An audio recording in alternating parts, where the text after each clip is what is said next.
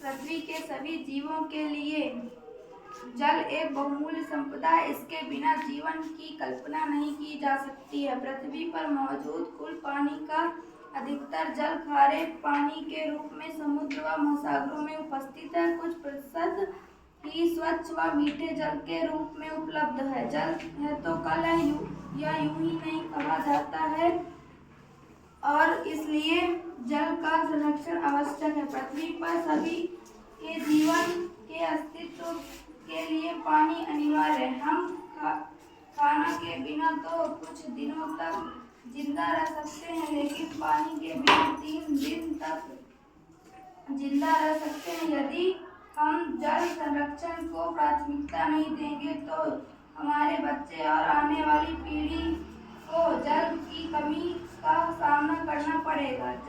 हम जानते हैं कि जल पृथ्वी का 70% भाग है, जिससे अंतरिक्ष में पृथ्वी के मीठे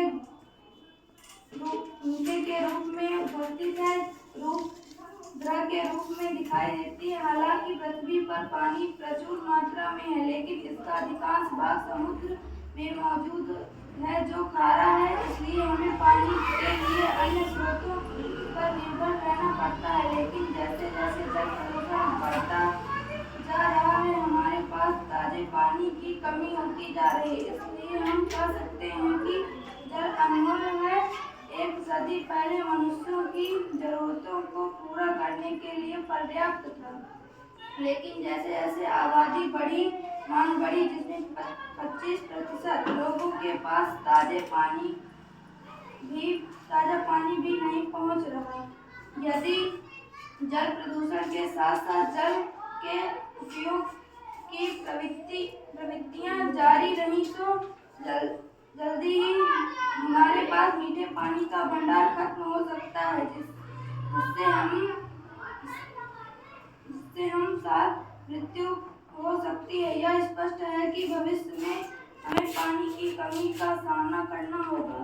इसके अलावा जल संरक्षण के लिए एक तत्काल कार्य योजना की आवश्यकता है, ताकि इस महत्वपूर्ण संसाधन को वर्तमान और भविष्य